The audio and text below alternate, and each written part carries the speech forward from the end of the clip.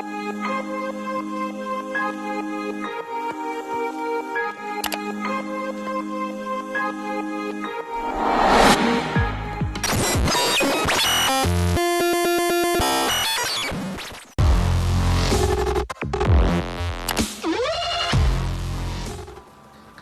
what's up guys? It's Vinny. Welcome back to another video. And today, sa mga di nakakaalam or sa mga kilala talaga ako in person, they know that I'm a big Justin Bieber fan or what they call a believer.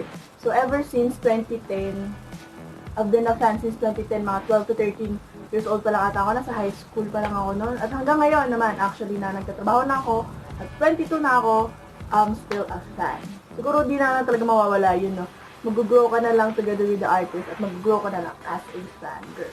At dahil nga doon, isa sa mga hobby na na-acquire ko ay ang pag-collecta ng mga albums.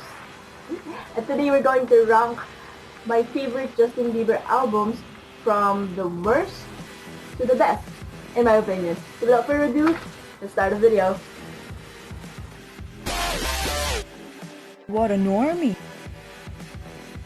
So let's start first with Justin Bieber, Never Say Never, the remixes album.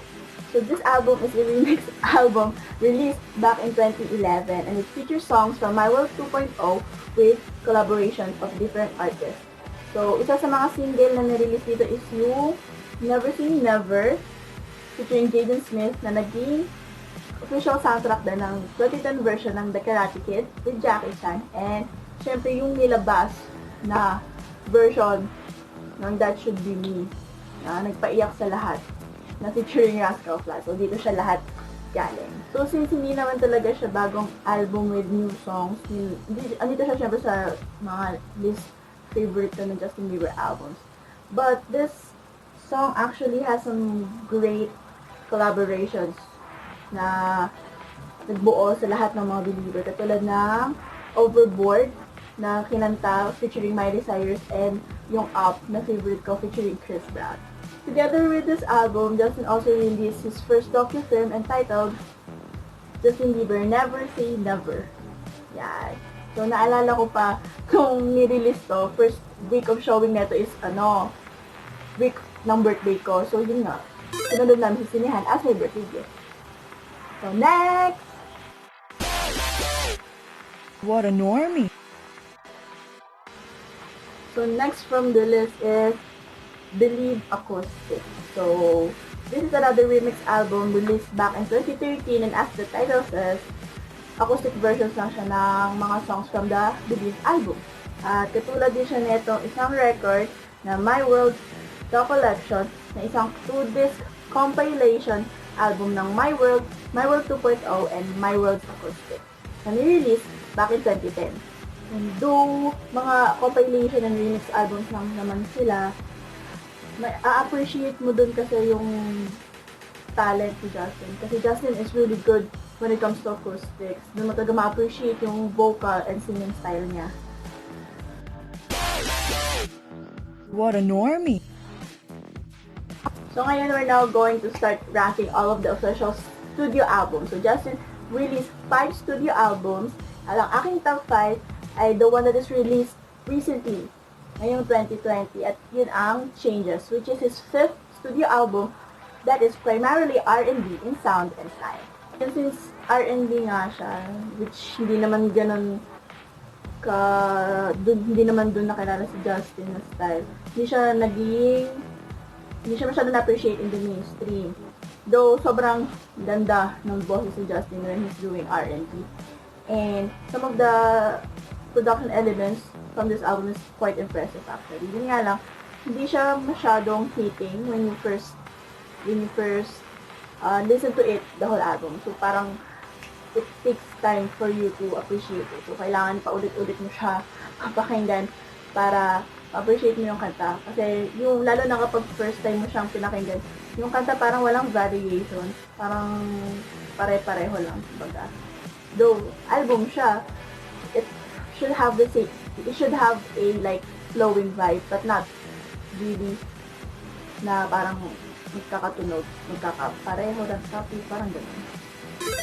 I don't know, it's just me. Pero may mga favorites naman ako from the album. So yung mga favorite songs ko is yung Habitual, Forever featuring Post Malone, and Get Me featuring Kalani. And actually, Intentions is really, really good actually. So next, and together with the release of this recent album, he also released a 10-part series documentary entitled Justin Bieber Seasons na pwede mapanood for free dito sa YouTube. What a normie. So, if na-curious kayo dun sa sinabi ko na maganda Justin mag-R&B, ito na. The second album would be Journals. At ito talaga yung pinaka-unang-unang R&B album ni Justin that was released digitally back in 2013 on online platforms.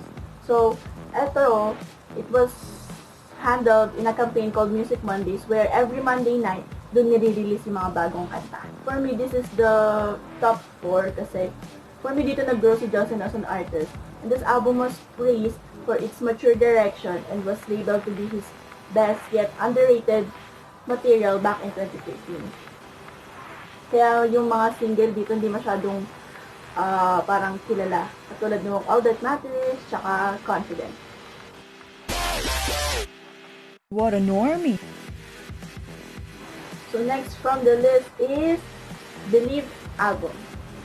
So this is the third studio album released back in 2013, and this is a pop album na naging transition ni Justin from a teen pop star to an adult pop star. So this album was created for him to have a more mature sound, and naging successful naman dahil after ng release, he attracted more male fans, more mature and older fans, and together, yung mga believers, yung mga fans, nag-grow din together with him. So, yun nga, this album holds the singles As Long As You Love Me, Boyfriend, Beauty and the Beat.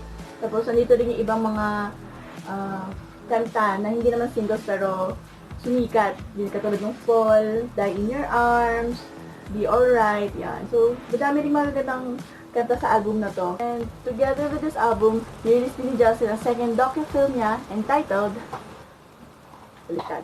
Believe. Yeah. What a normie.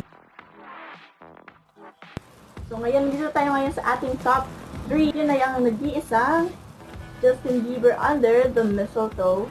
Ang nag-iisang Christmas album that was released back in 2011. Siguro kaya siya mas mataas kaysa sa Believe for me kasi na lang.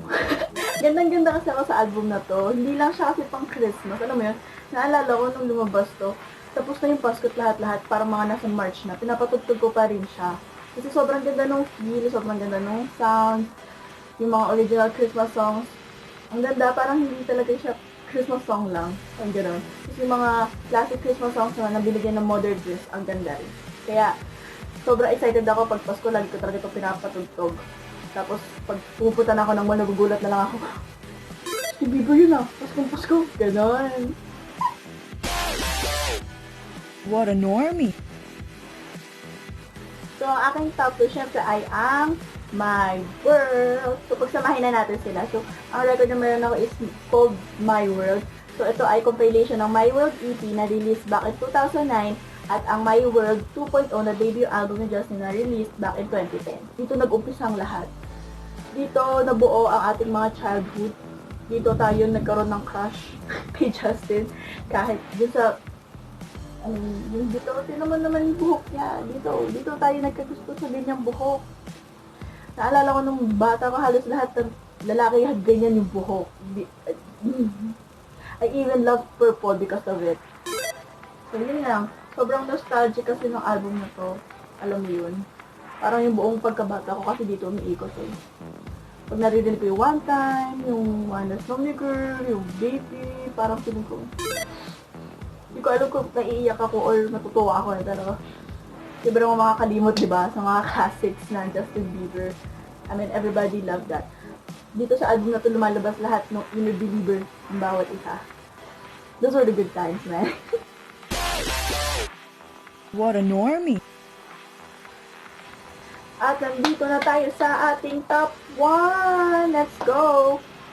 So, ang all-time favorite Justin Bieber album ko ay syempre ang nag-iisang Purpose album. This is the fourth studio album released back in 2015. In this, Justin started writing and recording this with an idea of making an inspirational album that will encourage people. Kaya for me, ito yung naging phoenix that rise from the ashes moment with Justin. After ng 2 years break niya, tapos nag-comeback siya neto with this album. Grabe yung comeback na yan. Isa yun sa pinaka-iconic na comeback ever. That's why this album also holds the record for being one of the best-selling albums in the year of 2015 and 2016. I mean, sino ba namang makakalimot sa mga single nung album na ito, diba? Sorry, Love Yourself, Company, What Do You Need? Sunod-sunod nirelease yung mga singles na yun, pero halos lahat nag-top sa charts, halos alam na lahat, halos jam na lahat. Nung mga panahon to, college ako, tapos halos lahat ng mga estudyante pinapatugtog to, halos lahat ng sayaw na sinasayaw namin para sa mga school productions, puro sorry. Ito talaga yung isa sa mga albums na masasabi ko na walang tapon. Wala talaga tapon dito. Lahat ng kanta dito, lahat ng 18 tracks sa album na to, maganda. Lahat nagustuhan ko talaga. At hindi ko sinasabi yun dahil na-fan ako. Sinasabi ko yun kasi sobrang laki lang ng improvement at difference nito from the Believe album, from the My World album, yung R&B sound. Sobrang iba yung dating ng pop EDM sound ng Purpose album. Kaya sobrang proud din ako sa performance at sales at review sa mga album na to. Since naging nominated din to for Album of the Year tsaka Best Pop Vocal Album sa Grammy back in 2017. Diba? Kaya nga lang at na-postpone yung Purpose Tour sa Manila. Yun nga lang kasi sa mga dahil sa personal reasons, health reasons. Kaya din ako nun no? May merch, may ticket na ako nun tapos ko. Pero okay lang yan. Dahil dito, I'm still grateful for this album, you know. It really speaks for itself, you know. It really gives you purpose.